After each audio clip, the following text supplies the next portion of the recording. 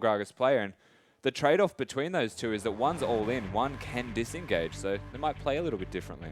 Yeah, well, we'll see how it goes. We are into Champion Select, ladies and gentlemen. Alistair, they waste no time on the side of QG, banning that one away. Hart not going to pick that up. Of course, a little bit of a ban away towards TCT there as well. Does love to get in amongst it, but not going to see the Qiao so far this game. And UP taking a little bit of time to work on their first ban. And see what does come through. Wow, Doinby actually copping the Morgana ban there. Of course, you might think that a Morgana ban going towards that support role, but Doinby played a lot of that so far. Yeah, you assume that it goes to the support role, and the Black Shield's going to have that support relevance. But Doinby, whenever he plays that Morgana, even into a losing matchup, makes it work so efficiently. And at the moment, it is essentially all support bans on the side of QG, and taking them all away from Hart.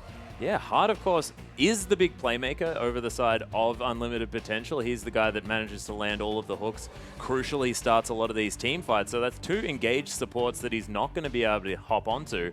But of course, Hart has a gigantic champion pool. This guy's been playing for a heck of a long time. And look, we'll see what he manages to pick up, as Maokai is going to be finally the one step away from the support. Although, if we're talking about OMG mid-season last split, still a support. V looking for his final ban for QG, and see whether they continue on the trend, or whether something like the Gragas, something like a Rek'Sai, one of these power picks in one of the other roles is going to go. Of course, Azir, Cassiopeia are still both available, although both of these mid laners not necessarily known for that. Punished, more of a Kassadin. Doinby, more of that support role, loves the Lulu, loves the Morgana, and Kassadin, speaking of which, is going to be taken away from Punished here first up. Yeah, Punished loves the assassin-style mid lane, as opposed to his partner, Zhao Yang, who's not playing today, so it is Punished. Smartly getting rid of that Kassadin leaves open maybe just say the LeBlanc or Zed if he goes a bit crazy with possibilities, but a very smart ban because QG are first pick. And now they can prioritize perhaps the Sivir. Maybe they want to pick the Gragas away from Amy. We have seen Swift play that. But with one ban remaining, and it is going to be Kalista, which is no surprise, a 92% ban rate in the LPL so far. Insane. The Hecarim seems to be the first choice. Yeah, Hecarim is going to be picked up here from V. V only played a few champions so far, very meta. Of course, hasn't decided to go with any Gnar just yet, but it is the Hecarim going to be locked in first up, and with that Maokai banned away, does make a lot of sense. Long can go back to the Gnar if he feels like it. Maybe if he's feeling skittish, can hop back on the J4, go for the full DPS build, and just cataclysmically destroy the enemy team. But not sure whether that's going to be something that they're going to opt for very quickly. And V making sure he runs down the clock as fast as possible, but I believe it will be the Hecarim first pick. Oh, actually, Sivir changed over at the last minute, and we'll see whether UP react to that with maybe taking away the Hecarim. They might want to get rid of that Hecarim. It was hovered for a very long time. But then again, it may just be a counter mind game. As no surprise that the Gragas is being hovered, but the Sivir being picked again. I like that QG did this, banning the Kassadin away, forcing the Kalista ban. Otherwise, they were going to first pick that Kalista. And now they get the Sivir instead. Is a very, very good banning phase here from Xiaogu. Yeah, and Sivir already such a power pick here in the LPL. The win rate pretty insane, as Long's actually going to insta-lock the Fizz once he's had a bit of time to figure it all out. And Amy on the signature Gragas, as we mentioned before. QG now with a couple of options, but of course probably not going to want to go towards a Hecarim. We've seen Fizz really deal with the Hecarim over and over again.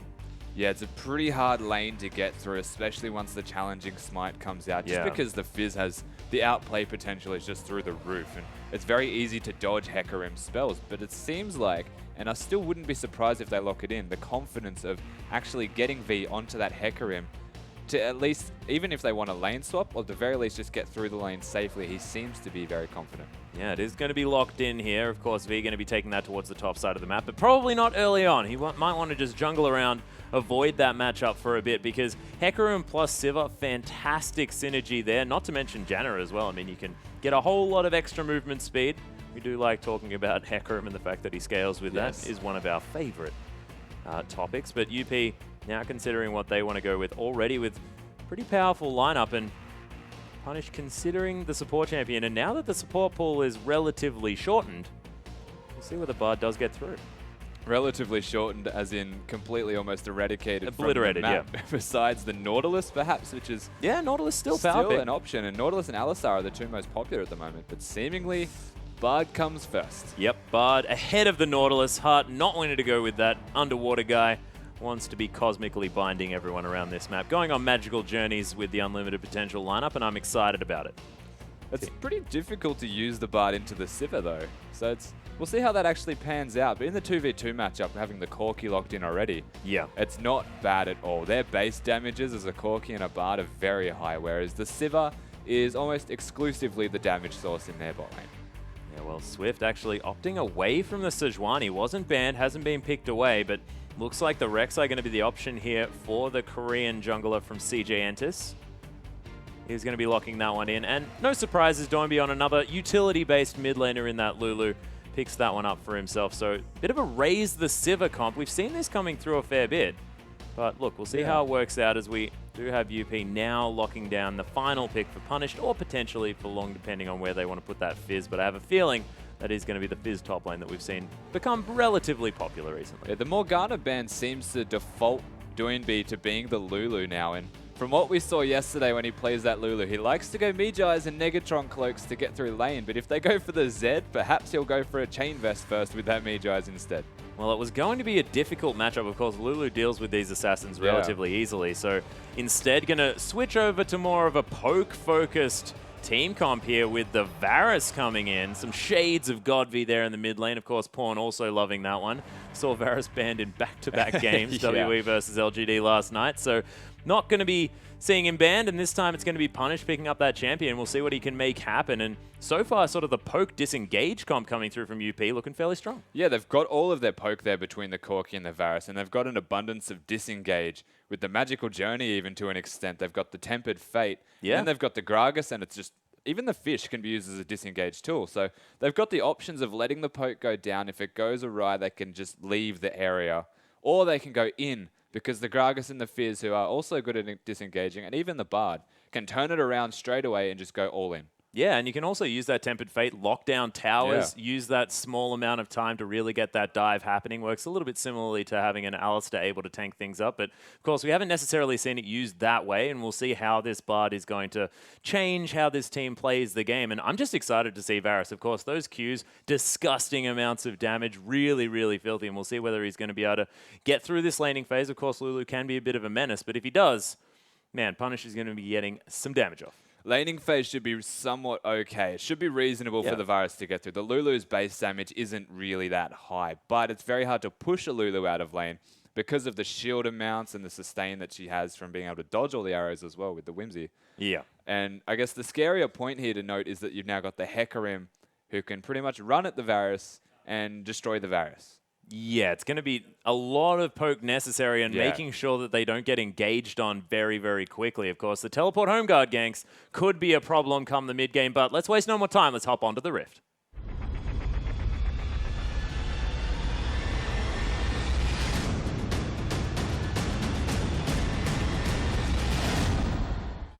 And here we are, ladies and gentlemen, onto the Rift with QG taking on UP for our first matchup of the day. First game here is just underway with some relatively defensive starts, sort of the 5-point defense system in operation for both teams. And we can see standard lanes look to be opted for, but only a minute into this one, 30 seconds before those minions spawn. They can head back to base if they want to, but it looks like they are committed. Yeah, you can usually tell by around the 1 minute mark what the teams really do plan on doing, and you can tell by the way the wards go down in particular. If it's a neutral ward, they usually don't look for the lane swap unless it becomes a mind game of if you actually invade their jungle and they see you do it, they might expect your lane swap. Now they don't know what you're actually going to do. Both AD carries are actually recalling right now after having a small trade with each other. We'll see if one of them wants to swap or if they're just going to stay. And from the looks of it, Corki is going top. Yeah, looks like the lane swap is going to come through. Of course, we saw TNT actually backing as well, but he's going to head back towards the bottom side of the map, and it looks like the lane swap going to come down here for UP. So decent play, making sure that they do make sure they go up the lane with the minions as well, so may potentially be able to get there in time to form some sort of freeze, but it looks like the minions ahead going to get there a little bit too fast for that to go down. Swift starting here on the Grump. And no friends in order to get himself a little bit of a leash, but that's because Hecker are more than happy to take those Raptors. And the double jungle is happening very, very strongly here for UP. Now the big difference between both teams right now at this stage is that Janna actually put a freeze into the bot lane through manipulation of the minions and froze it for a second so it will push. Gave Sivir enough time to do the Krugs. And Bard's just giving a nice little leash there to Swift. We'll see if he wants to stay around and actually be a pest. Yeah, actually, Swift picking up both of the little Sentinels as well, though, so Hart unable to grab that extra experience in this blue buff. Oh, actually, nice double stun here from Hart, who almost picked up the blue buff with the passive. I mean, that auto attack proc is something that you cannot take for granted. A lot of extra damage there into Bard's kit, but doesn't net himself anything. He's just a nuisance. Yeah, it's outrageous late game once you start getting those chimes. It does around 320 bonus damage, so needs to be Lich Bane, respected. everyone. Yeah, but this early in the game, it only does a little bit extra. It's not worth noting too much. But the threat of him stealing the buff was enough to at least annoy them and give the Corki free farming experience. Well, Punish getting some extra damage down here in the mid lane.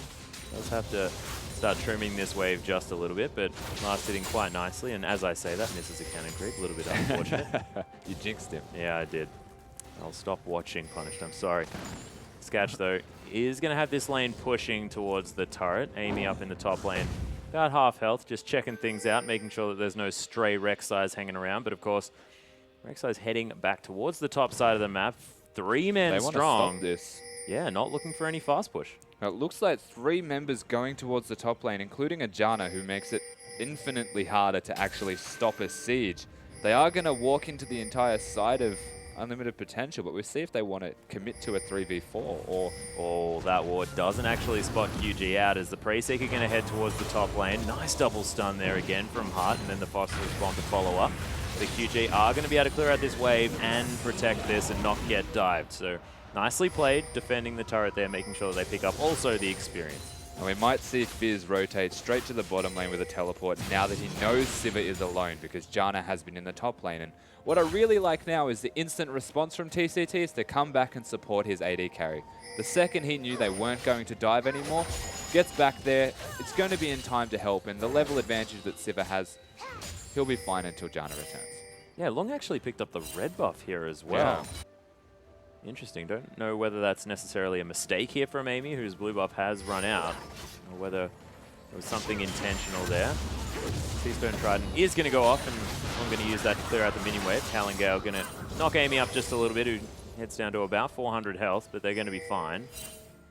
Just wanted to try and break a potential freeze, but haven't managed to. TNT still has that at a great position. Hart coming through with the magical journey. There's the cosmic binding, and Sketch getting a lot of damage off V. Won't be able to get back to this lane for quite some time, and does have the teleport, so he's going to have to use that summoner spell if he doesn't want to pick up this wave. It's really clever, the pathing that you can do as a bard to get damage down onto someone unexpected. That's not a very common gank spot, to say the least. So picking up the stun there onto V was massive, and they put down so much punishment onto him that he does have to force the teleport usage. And he's going to get all the farm, but now that is a summoner spell matched from both top laners. Yeah, so I guess Hart probably wanting to make sure that they didn't have that teleport advantage. Can be dangerous here in the early stages of the game, as Hail of Arrows from Punish just going to clear out this minion wave, do the best that he can. Of course, farm going advantage of Lulu just a little bit, but things very, very even so far in the mid lane. And V just trying to deal with this relatively annoying Corki. Yeah, Corki level 5 already. Sketch, has a lot of experience backing him, and he can essentially sit here and win a 1v1 just because he is so far ahead in experience. And V can't actually ramp up the Q and actually put any damage down or try and make a trade without losing that trade convincingly. The fact that he never knows where Hart is, because he is going between mid and top and getting all of these chimes in between, very difficult to know on the side of QG if you were Hecarim when you can fight. Yeah, speaking of which, though, Amy going to flash forward here, trying to get back underneath the turret, down to about 300 health there as the barrel does go off exhaust. TNT tries to pick up the kill. There's the last auto attack. First blood for the Sivir, but it's not over just yet as Lung looking to try and get back in. 200 health for TNT. Has to be a bit careful, but level 6 now for the Sivir, and on the hunt can be used if any unwieldy aggression does come out. Really nicely played dive there from QG on the bottom side, and they pick up the first blood, and more importantly, onto the Sivir. Exceptional juggling of the turret as well. We saw the Sivir TNT starting tanking, immediately leaving after one turret shot and coming back in to get the last hitters. Hart is going to continue to be a pest here, and you can't leave your turret if you were V. Yeah, he has got a cheeky little ward there, so has replaced that one as well. Ooh, Pink Ward going to spot out that one over the wall, and V not going to be able to clear that out. As Hart now heading back to base. I just want to talk about this bottom lane here for Unlimited Potential just for one moment, because I really like it. mostly because Corki scales fantastically with levels. As an AD carry, I mean, you use a lot of spells. You want these levels in the Phosphorus Bomb. Of course, the ultimate as well, you're able to really level up that way. So Corki gets a lot of his power from the levels, and Bard never wants to be in the lane. So assuming you're able to get this lane swap, it works out fantastically for the UP lineup. And there's also the fact that Corki, with the Valkyrie, very safe in a lane on his own, even if it's a long one here in the top lane. So I like it. I like the adaptation, making sure that they pick up the Corki instead of sort of some other AD carry like Illusion or something like that. It is a very good point. And then you've also got the Varus, who is the mid laner of this game that scales very well with levels also. Once those arrows start leveling up and doing more damage, you're getting the solo experience, so that'll happen sooner. And you're getting free farm at the moment, which is great for getting your first items.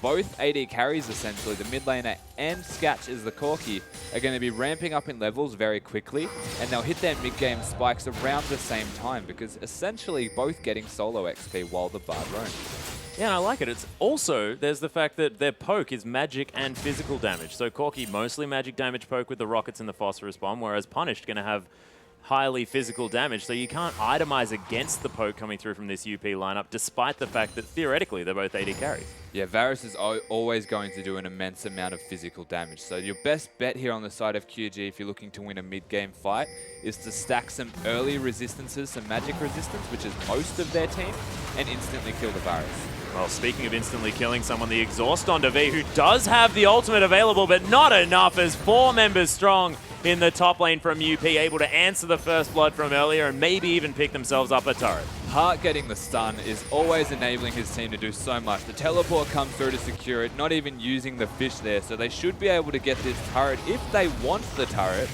But the response came out immediately from QG. They're going for this dragon, and they're probably going to push bottom as well.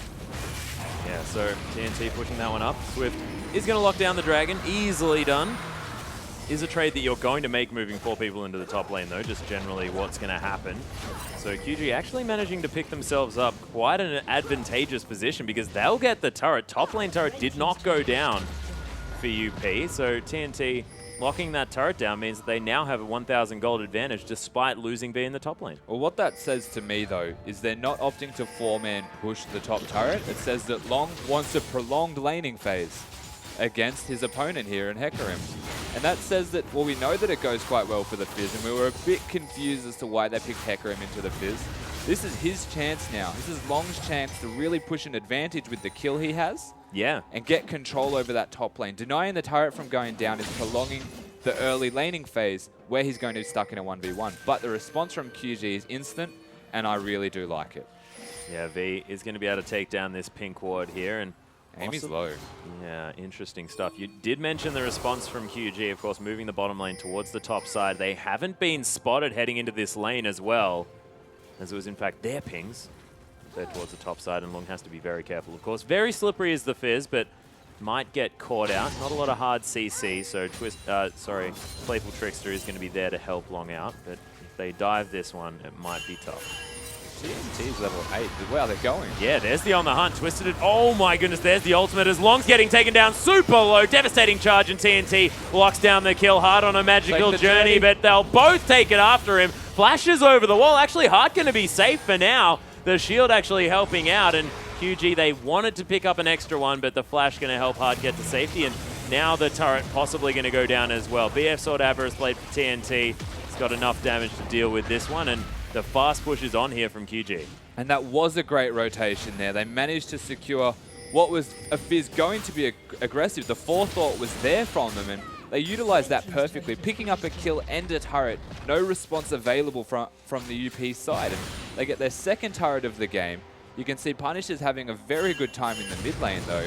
And it is still starting to ramp up. Level 9 is Skatch. If they want any advantage, it's going to come with the Trinity Force spikes and the fact that they're going to be roughly level 11 at that same time. Yeah, and Skatch already with the 2 components of the Trinity Force that you really want. In fact, we do have a Void Rush here towards the bottom side of the map. Swift heading through, but he gets caught up by the ultimate from Punish, gets barreled back into the wall as well. He's super low. Amy's just going to lock himself down the kill.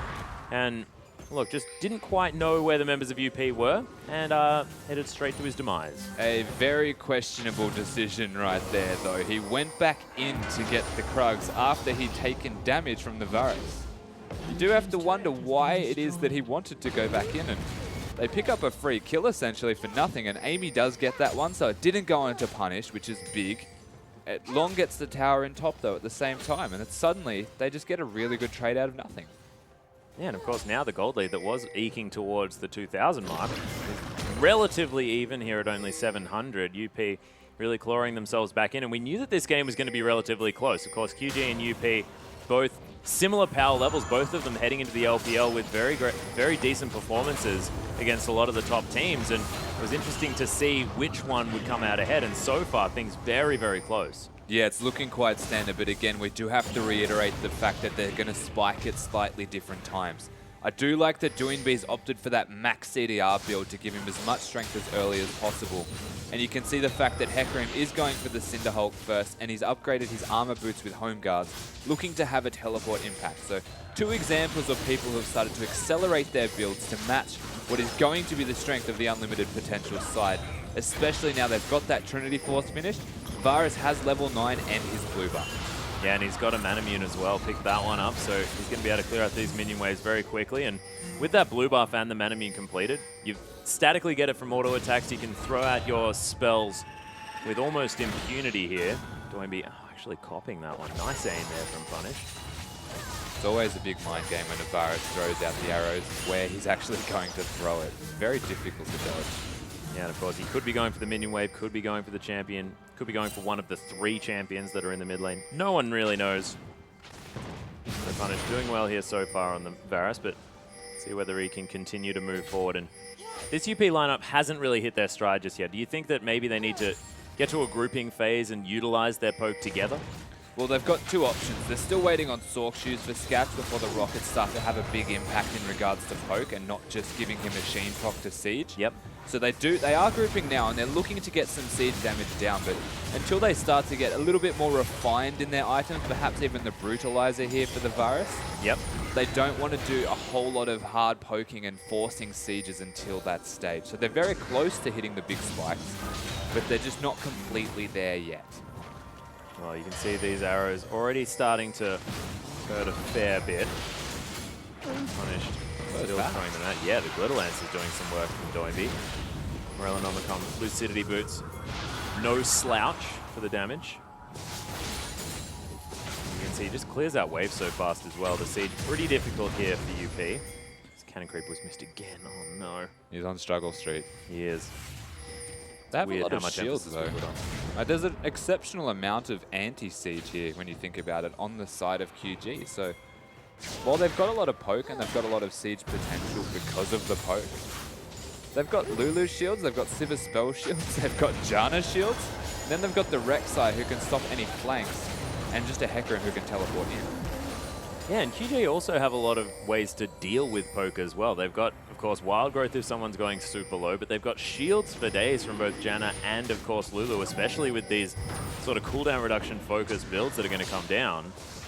It's going to mean that QG can weather the storm of the poke relatively easily. We'll see whether UP can get anything happening here as long as it's going to continue split pushing in the mid lane. Look, Punish needs to hit the Qs if they're going to get anything happening, but QG, it's going to be dangerous for them to start off this Dragon. I like that they've just immediately started the Dragon though. They're not giving a chance for unlimited potential to put down the poke. They're forcing them to either all in or leave it. Yeah, and it is going to be taken here from Swift as well. UP might want to just consider running out of this one as V's come through with the teleport. Punish going to get devastating charge, but there's the fish. The horse falls down immediately, and Swift, he's in a lot of trouble now right in the middle of the fight. The Sheen Proc's doing some work for Scatch as Amy almost going to die, but the flash over the wall unnecessary there. There's QG going to lose their mid laner as well. TNT now takes it. Oh my goodness, these arrows are disgusting. TCT completely out of mana, able to flash himself to safety, but beautiful use of all of the spells in the team fight, and UP juggling aggro, making it look easy. And QG doing what they thought they had to do and exactly what we expected them to do, and that was go in before the poke could come down. But you have to keep in mind that while they're going in at the right time, the difference between the sides, and they got the poke down still, the Varus and the Corki just kited back. Amy completely locking Doinbe out of position, making him use the Wild Growth on himself, and their team fight was too scattered to actually be considered a team fight. And extremely well kited by Unlimited Potential to pull them back into their domain and actually fight on their terms. And they end up coming out quite ahead from that fight. Yeah, and Lung as well, actually. Amy, utilizing the explosive cast fantastically in that one, making sure that, as you said, the fight was split up, but there was nothing that QG could do about it because, of course, when you're flying in every direction, it's pretty difficult to then regroup and effectively fight as sort of that clumped up team that you want to. Yeah, and we discussed this in Champion Select. The possibilities of the UP team comp is that they can disengage quite freely. So it almost feels like both teams have essentially countered each other's comps, and it's going to come down to who pulls the trigger first and just who does it better when they actually pull the trigger. Because right there, we saw QG lineup actually want to get a fight. They just didn't do it right. And then it was very, very simple and easy for Unlimited Potential to just kite back and come out ahead. And they did do that. Of course, Cinderholt's now completed all round here for these junglers. We've got a whole lot of different variations of that one as well. No Poacher's Knife, unfortunately, but a couple of skirmishes. We've got the Trailblazer as well as the Chili Smite available from Swift. So TNT going to get slowed down there by Hart, but... Oh, that hurt. Oh, Boomerang, yeah, doing some work. TNT feeding Punish some of his own medicine. Oh, reads the juke a little bit oddly there as TNT does actually use the Spell Shield. Big item spikes here though for Punish. He does have the Lucidity Boots and the Brutalizer now available as well. So they are hitting that stage. Even the BF Sword prioritized for the Corki over Sork Shoes, looking to do as much damage as possible.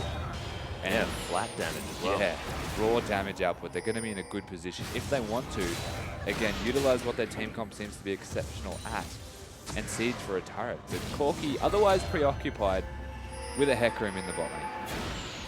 Yep, now we're going to get fired out one more time, TNT. Yep, Spell Shield, nicely done, but I believe the Piercing Arrow probably going to have a shorter cooldown at this point than that Spell Shield. Yeah, V actually waiting for Sketch to turn up here on the bottom side. We'll have to use that Devastating Charge well, as Sketch does have the Valkyrie available. Gets knocked back and... Oh, actually, was that? No, Valkyrie. Sorry, just held on just a little bit, but Fizz did decide to use that teleport, cancelled it, but is still going to be on cooldown for the next little while. Now 20 minutes into the game, Baron is going to be available, but neither of these teams really looking for that one just yet. Not an accelerated game. At least not that accelerated, as long as he's going to take himself down.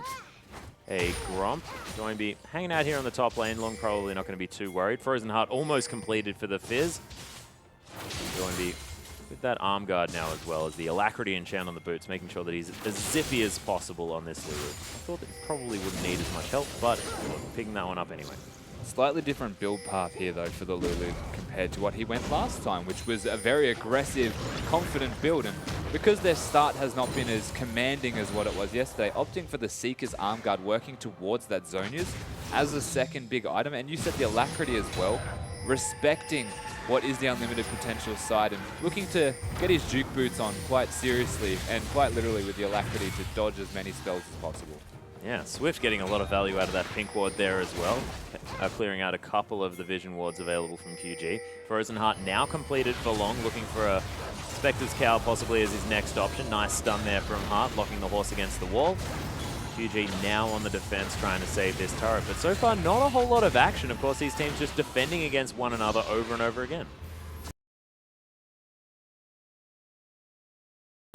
The UP side advancing slowly but surely towards their turrets. You can see Punish doing exactly what his name says and trying his best to punish people with that Varus. Starting to ramp up big with items, working towards that last Whisper, and almost there. Slowly but surely, they're going to get this turret lower and lower until the Xiaogu's side can pull the trigger. Yeah, and getting damage onto Doinby as well, so incredibly smart. That's a whole lot of their wave clear, of course. TNT, the other option on that front, but doesn't have the utility available like Lulu does with that wild growth underneath the turrets, stopping any potential dives potentially in their tracks. Punish now trying to shove this wave up, and with the rockets, with the arrows, they are going to be able to take this turret here, but is a fight going to break out? Can QG make anything happen? No, they can't. Horse stays on the bottom side of the map. And look, UP just utilizing their comp, taking the objective. Yeah, it was almost too casual the way they just casually walk in and take the turret. But after all of the poke that came down prior, the fact they forced Lulu back is very easy for them to walk up to the turret, just do all the damage they can. They've got 2 ranged carries to secure that objective. And the threat of the Bard engage, the Gragas engage, and the Fizzfish. Oh, here's the engage though. Speaking of which, Cosmic Binding landing perfectly. There's the Earth, but it doesn't really get anything. A Sketch flashes over the wall. V's in the fight now and cleans up the Corki. Heart trying to get something down. There's the double Tempered Fate, but Punish very, very low. Does get an arrow back onto Swift, but QG looking to try and complete this one as they take down the turret. It's only 1 kill, but it could mean the Dragon here for QG. And just like that, it turns completely upside down. And this is something that is a very difficult thing. Their comps need to be executed with perfection because they're not just straightforward champions. You don't have the Sejuani engage, you've got the Gragas barrel. And that Gragas barrel made the Fish ult miss. The Bard ult was down at the same time as the chains from the Varus. Everything was not coordinated between the Unlimited Potential side. And you just saw the teleport come in from QG. Hecarim just ran over them, they pick up a free kill, they get their 3rd dragon, they match the turret that they spent 2 minutes trying to get prior, and the gold is basically back to a lot closer to even. Yeah, and Punish now with the last Whisper. Bloodthirst now completed for Sketch, so some item timings to come through for UP, but that was a huge teamfight victory there for QG. And the Dragon, that's a huge deal. Oh, that's the Chains of Corruption on a TCT, though. Definitely a dead Janna. And you mentioned the fact that he didn't mind dying. Probably going to be a little bit upset about that one because, of course, not picking anything up for it. Varus going to pick up the blue buff here. Nice steal over there, and Punish loves having as much mana as he possibly can. Nice pink ward there into this river just to make sure that they claim some vision. And you can see that is a thing that UP are really taking control of and something that Heart most definitely is very, very powerful in. Oh, nice look away kill of that skull Casual grab. walk away. But yeah, what I was talking about is all of the vision that's available, especially towards the top side of the map. Yeah, and you can see how that vision control actually results in a kill onto the Janna there for Punished. And they get the blue buff as well. They've got the timings of where everything is on the map, and you can see it already on the minimap. The amount of red wards near the Baron area. There's no dragon to contest. There's no reason to be on that side of the map. So appropriate ward control and vision control. Yeah. Whereas the defensive wards that came out here from TCT, put down as many as he could before getting caught out of position because, again, the ward control is just so in favor of unlimited potential. Yeah, TNT, though, picks up a juicy wave of minions there on the bottom side of the map before it even gets to the turret. Amy looking to pick up the red buff, but Amy locks it down. TCT wants some revenge now, but it's 5 members strong. Swift in the backline. There's the onslaught of Shadows, and immediately Punish gets destroyed. Tempered Fate trying to save the team as QG looking to try and mop this one up. Long, pretty tanky, but trying to turn this one around onto TNT that, oh my goodness, this is such a tanky Fizz. But there's the polymorph. That's going to lock down the kill. V just trying to helicopter his way around. Heart goes for the slow, gets that one, but doesn't find the stun as the Magical Journey might actually give the horse a way in, but not going to see it just yet. And V continues. Good luck, V. Well, he does have the devastating charge. There's the shield as well. Oh, that stun. Again, good luck, V. Yep, good point. The fight there, though, was really, really well initiated by Swift and V. The knock-up going straight onto Punish, followed by the onslaught of Shadows, knocking down the Varus immediately in that fight. Corki was the only poke left available then, and all it took was a Lulu and a Janna to sit on TNT until Fizz eventually went down. You could say that the Sivir is about as tanky as Fizz, given the support that she's getting, and just does a bit more damage. And actually, look, UP trying to poke them off this Baron, but it's down to about 2,000 health. There's the piercing arrow. Chains of Corruption come in, but they lock down the Baron. QG, they've got that one now, but can UP get anything started? Heart very, very low as Swift looking to get the knockups. That's a double, but Punish going to survive this one. There's the arrow, follows him through the ultimate, and QG now need to try and escape, preserve these Baron buffs that they've picked up for themselves, but they lose 2 members. Is that worth the Baron? It's worth the Baron because of the gold advantage and the fact that 3 people still get away with the Baron buff. If they get this top turret, it becomes slightly less worth, but then in saying that, they still manage to pick up a winning team fight prior. They do get the Baron, and they've still got the Sivir, who's going to be massive and maybe even stop this from going down. Well, they lose the inner turret in the mid lane as TNT trying to get some damage off onto Long. Oh, Howling Gale going to lock him up. Tempered Fate, Doinby not going anywhere there, and The disengage from that ultimate demonstrated quite nicely there from Heart, and they are going to escape with their lives, but UP almost net themselves a couple of turrets, and Swift just going to tunnel his way away from them. Fizz understands that he's pretty tanky. He just wanted to get out of the base quicker, I'm pretty sure. Just casually going in there with his ultimate. Gromp is the priority here, Yeah, Rusty. exactly. Teleport towards the Gromp so you can secure that one away from the Fizz. But again, they've got the team fight that they wanted earlier, but then you have to question why QG decided to fight after already securing the Baron. You could tell how aggressive they went in. Swift using that tunnel and instantly dying, followed by V, who was in their faces, saved his ultimate, and still died while using it. So maybe they could have backed out sooner and then not have lost everything that they just did. But they're still in a comfortable position because they've got the Baron buff available to push. Yeah, Long actually getting aggressed on here. Nice use of the playful Trickster.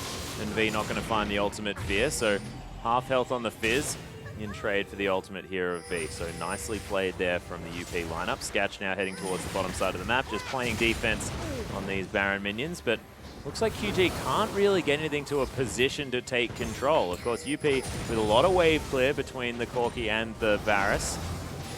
And in fact, Punished able to move around the map. You saw him push up the mid lane. They are going to possibly be able to steal away. Oh, the arrow of destiny shall pierce the heavens and the blue buffs. Punished is able to lock that one down. And the explosive cast from Hell going to miss everybody. And straight after it was getting a celebration. Yeah, you know, alcohol alcohol for to everyone. Yeah.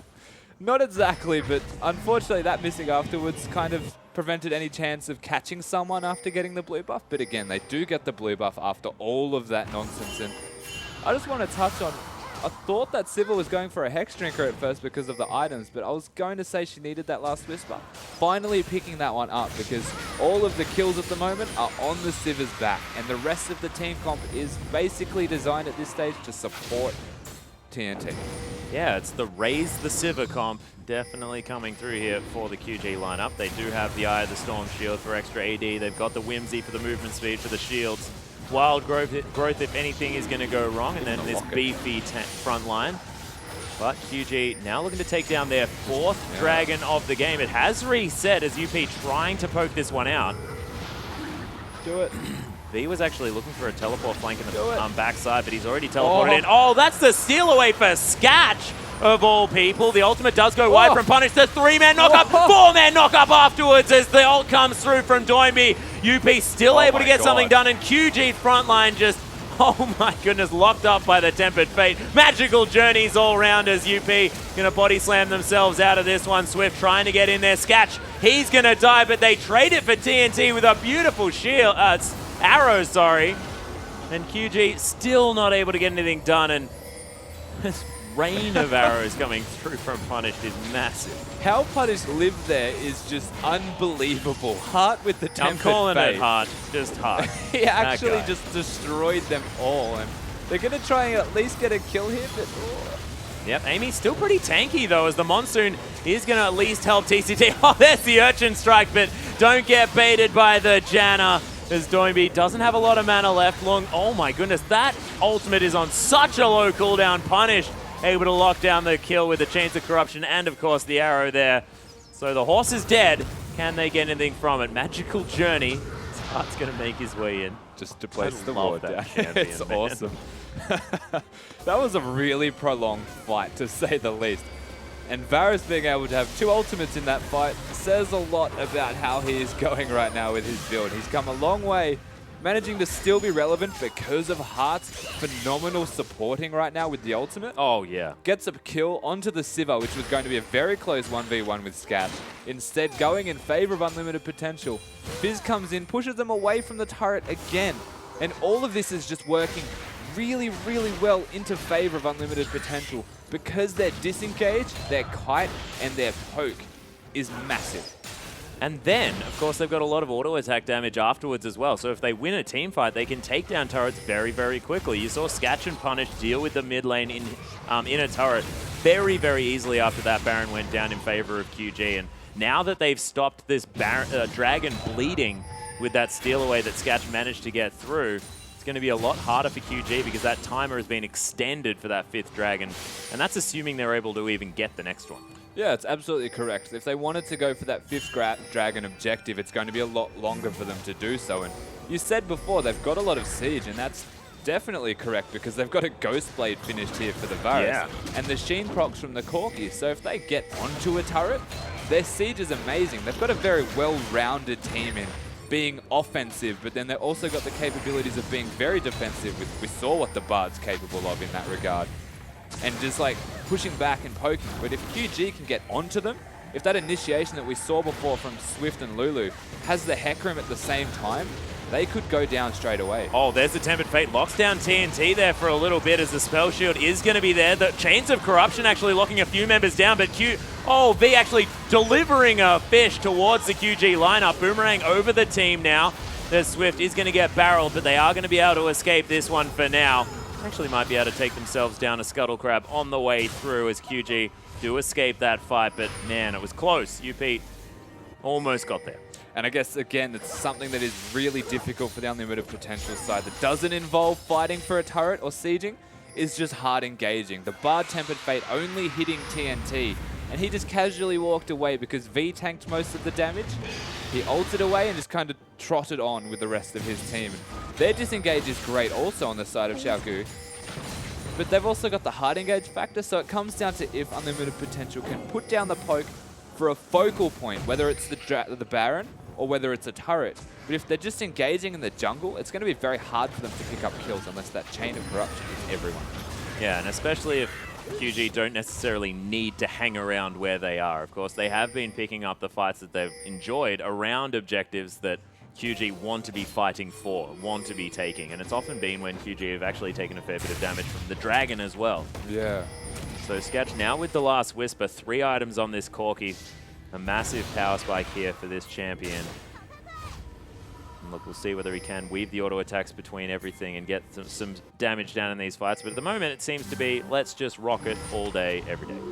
Pretty much what he's going to consistently do from now until the end of time with the Varus. And yeah, just be as annoying as possible, get down as much damage as possible before actually going for anything. And the control, the vision control in particular, has been so very back and forth depending on who won the last fights that no one has been solely contributing to the vision. They've all got so many wards down at all stages, but you win a fight, you've got control of the next area. And the only time someone's been caught from that has been Janna. They haven't capitalized on vision advantages at all this game. They're just looking for objectives. Yeah, and Hart now focusing all of his vision control on the top side of the map, has a little bit of defensive vision around the blue buff that's remaining from that last fight, as Hart is going to just continue to pick up some chimes here. Amy going to clear out some vision as well. So UP now with the Baron control.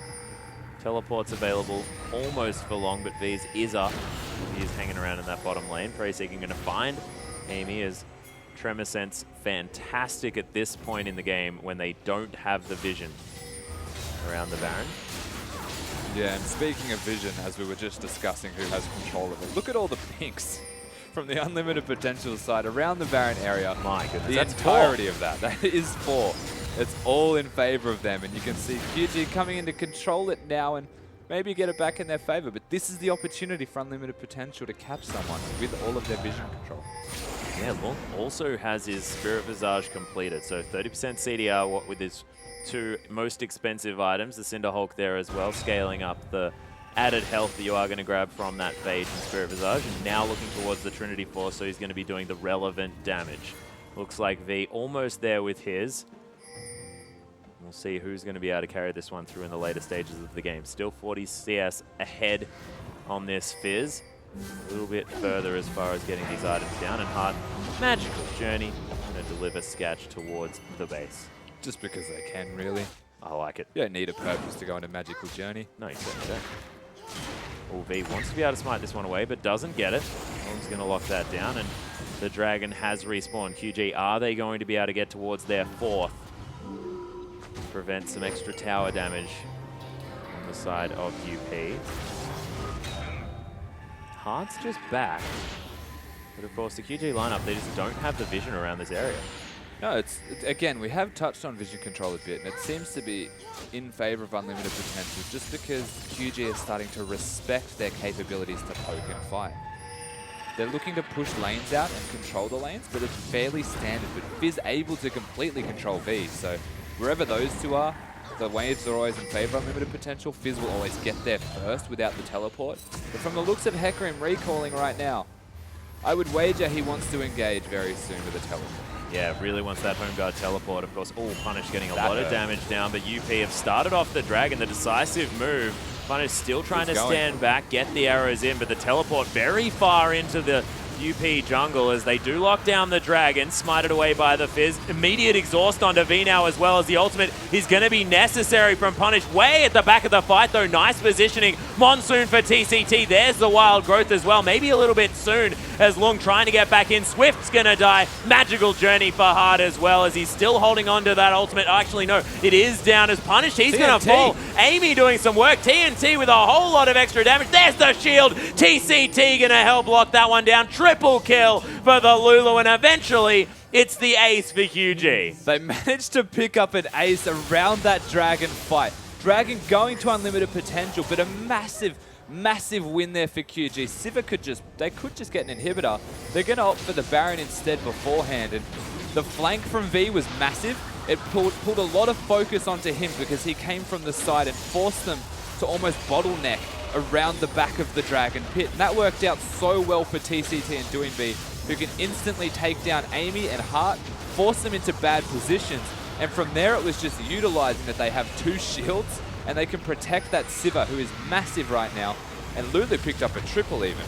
Yeah, and actually TCT with a huge Monsoon in that fight as well as we see the fight go off. And super speed, nonetheless. And now slow motion, watching it happen is you can see how V forces them away, the Bard Tempered Fate not hitting enough people, and they're split, but they're also split with no health in a very awkward position, so Swift can flash onto them and at least keep them there, while the rest of the damage-dealing members of QG can just sit at the back and do so much work until TNT decides it's time to man up and runs at them with his Doinb mid lane partner, and almost going down, but then the shields, of course, coming through, picking up the ace and a triple kill for a Lulu. Yeah, Lung now trying to take down this blue buff. UP fighting for it against Swift and V, but very tanky are these members of the QG lineup. And actually on the hunt was popped there, so QG want to take down this turret. They've got the Baron, they've got Baroned up minions. That wastes no time going down. There's the use of Mercurial Scimitar, but Punish not going to be able to block everything there as Swift wants to knock up the fish just to deter them from getting in there as Punish tries to throw out the ultimate but doesn't find the mark. QG now heading towards this inhibitor turret. The Boomerang's doing a whole lot of work. V tanking the turret for as long as he feels like here on the horse. He's so powerful. There just launches himself into the turret. You can see this inhibitor not long for the world, and UP, they're going to have to try and defend somehow, but it just looks like they don't have enough in their playbook to deal with this. They had absolutely nothing available. Every single ultimate had been used except for Corki, who can't use it in a defensive manner to disengage. It wasn't used effectively, so they had to use multiple. And in which case, with no ultimates available, the Baron minions helping the side of QG to siege, they get a free inhibitor. And now they can almost continue to push or control the waves, recall, get all of their items, and just reassess where to go now. There's no Baron, no Dragon, the bottom inhibitor's gone, so you look to siege both mid and top, rotate quickly between, and pick up whatever you can at all times. And it just seems like V has outscaled the team fighting potential of UP. He's no longer able to be dealt with easily in one rotation of spells as he heads into a team fight. I mean, he gets exhausted almost every single time, but still either manages to get away and re-engage or get enough damage down in these fights to be a massive problem. And Swift, he's going to tunnel through. They're going to take another inner turret. And it looks like UP, they just don't quite know what to do. That's definitely one of the bigger problems that they're facing right now, is V is so big that he doesn't take damage, and it's going to take upwards of 2 members to even consider chunking him out. All of their disengage being used on just one member allows the damage dealers of QG to actually do their job and put all of the damage down to whoever they would like. V has, in a way, outscaled Long in terms of team fighting capabilities, unless that fish goes onto a priority target, he can take down, say, the Sivir. Yeah, Doinb still taking some poke here as Baron still up just for a little bit. Actually, no, it has worn off.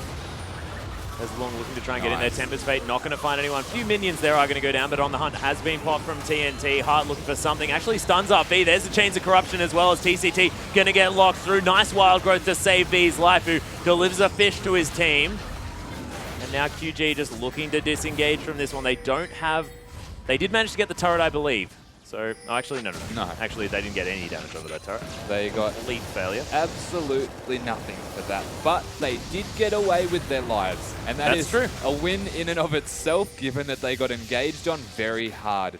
Again, V not actually dying because of the team that he has surrounding him. Lulu Hecarim in the late game stages is unbelievably strong, especially if they can coordinate a home guard gank and you have the Whimsy available. But again, using the Wild Growth, having the Janna shields and even the Monsoon if necessary wasn't even used there, available to disengage, makes it so hard for this unlimited potential lineup to capitalize on what was a good engage for them. And again, a very good spell shield though from the Sivir to stop Bard's ultimate. Yeah, true. And TNT actually now with a Zeke's Herald available over the side of TCT to really help him out with some even more damage and lifesteal. I like it a lot. Yeah. Now with the Banshee's Vow completed, so a 6-item Sivir. Sort of 4 items that you'd want on that carry. So Infinity Edge, Bloodthirster, Last Whisper, and the Static Shiv. And UP, you're going to have to deal with a whole lot of damage availability for this AD carry for the QG lineup. You have to question how, if you were unlimited potential, you're going to play out this next team fight. You need to hit the priority target of TNT, but again, the shields that come down from this Xiaogu lineup really deny any initiation onto one specific target. They need to utilize the Gragas like they did in the successful team fights, and they're going to go for the mid inhibitor while they go for this Dragon. Yeah, Dragon going to go down. Backs aren't going to be in time here as the mid lane inhibitor turret going to fall. QG will take this trade any day of the week. 2 turrets are now dead as Lung does make it in just in time to watch the inhibitor die. The top lane's being pushed out, and now QG is going to be able to push with impunity. I mean, they may not necessarily have the highest range to try and auto-attack this turret down, but with super minions, Hard actually taking a bit of damage there as, oh, really nice Chains of Corruption. Going to lock down a few members. Doinby actually in a lot of trouble now as Sketch able to get some damage off. Oh, Doinby's going to die. That's going to be punished. Picking up that kill. Swift now finds himself in an uncomfortable position. Knocks up Amy. Gets body slammed as well. Slowed down by the barrels and no Monsoons to be found. There's the Tempered Fate. Delivers themselves a Janna. As Long just going to pop in there, slow him down, and it's going to be Sketch picking up the kill. 3 dead for nothing. UP look to try and find something to grab after this, but it seems to be just damage control is available because they've got 2 inhibitors down, not a whole lot of aggressive moves you can make. The kills themselves were almost just a small bit of prevention to stop what was going to be a convincing 3rd inhibitor and game closeout as Heart's sitting on a ward. Yeah, okay. Don't know what his plan was there, but they just casually picked up the Baited by the chimes, man. Always. Baited by the chimes. Damn chimes. How dare they? I was just after me, lucky chimes. Spawning in the worst positions, as per usual. But again, the bottom inhibitor is now up, so unfortunately they went for the Dragon. They got that bad trade for the middle inhibitor for just the 3rd Dragon. But there's still one down. The bottom inhibitor is bare, but we've seen the makings of what can be a great fight. Lulu not even getting to use Wild Growth before dying there. Yeah, knocked around like a complete ragdoll and just removed from the map. Sketch now has a Blade of the Ruined King as well, and I don't generally like that on Corki, but the fact that he has to deal with a Hecarim, like creating as much distance between him and the horse is something he really wants to do. Of course, Swift there as well, really getting in his face as QG. They have started off this Baron, but they don't necessarily have a whole lot of damage here just yet. TNT not fighting it. There's the Chilling Smite on to punish. Swift going aggressive. There's the Wild Growth as well as Doinby. He's going to immediately blow the Zhonya's. Long's going to lock down the kill, but they take down both of the damage dealers on the side of UP, and now they just need to DPS through all of these members of the lineup. Wow. What? How did Long survive that? The barrel, the boomerang not even going to find him. The disengage from Hart may have just saved the game. That was awesome. He used his troll pole as the Bard ultimate came down, so hit everyone except him, and he just casually strolled out. They're still in a very rough position here. At the very least, the bottom inhibitor will go down.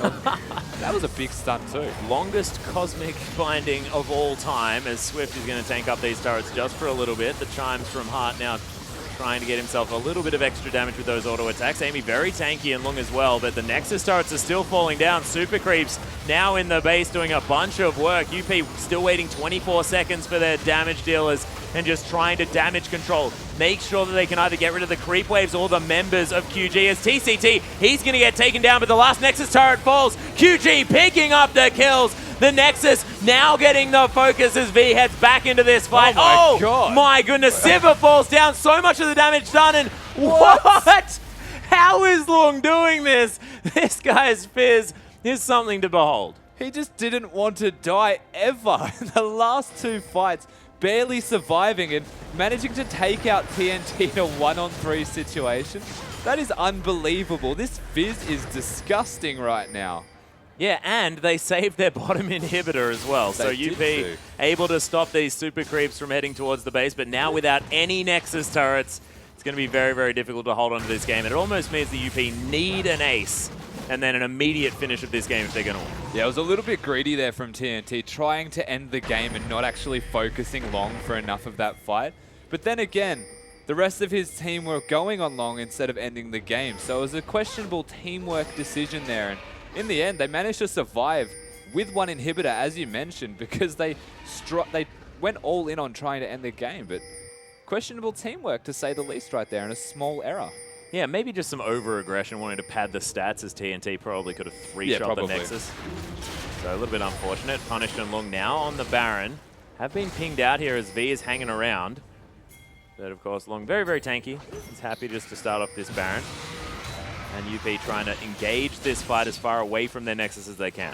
So you'd say Xiaogu are the team with the advantage right now. 100% can force the engages. They've got V, who is not going to take any damage, working on what looks like a Thorn Mail after already having the Frozen Heart. That's a 6-item Fizz, though. That is a 6-item Fizz, has the Thorn Mail already, so significantly further ahead. Has 4 kills and about 40 CS. Unbelievable, this Fizz. Keeping them in the game, essentially. But speaking of... Yeah, they're engaging on him as Swift is going to get fished up. They're actually taking a lot of damage, but V right into the backline, hard in some trouble as the exhaust down onto the Varus in the backline. But we're not going to be watching that as UP members are just disintegrating in the middle of this team fight. Look at the shields onto Doinby as it's just Xiaogu destroying this fight. Inhibitors are going to fall now. It's going to be the end of the game, but UP, they tried to hold on valiantly, and that is one of the most impressive long performances that I've seen so far in the LPL.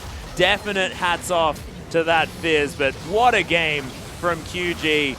Really handling the poke and coming through with the victory. Yeah, that Fizz is a force to behold, and they had a valiant attempt there, coming ahead at one stage in that game, but V just pulling through. The Hecarim getting too tanky. The protecting the Sivir essentially with the shield comp just came up too strong in the end there. Yeah, just trumps for QG in the end. It was fantastic play. I want to hand it to Hard as well. That some of those Tempered Fates were fantastic. A lot of his engages, a lot of the ways he was ganking lanes, actually moving around the map, picking up kills, but just wasn't quite enough there from UP. And I just think it's Hecarim. Hecarim's just an absolute beast in the late game. You can't get to that stage against that champion because he will kill your priority targets, and there's not a whole lot you can do about it. Yeah, well, I think it was the Hecarim, and there was also the Fizz as well. So it came down to the team comp in a way. The Sivir enabling the Hecarim, the Lulu Whimsy, again, another factor. All of them working around the Hecarim, whereas the Fizz was the sole carry with nothing to really support because the rest of the team was poke and disengage. Yeah, it's a good point, but we'll see whether they are going to go for that style of comp or whether it's going to be something different. But ladies and gentlemen, we are going to go to a short break. Game 2 between QG and I believe UP is going to be up right after this.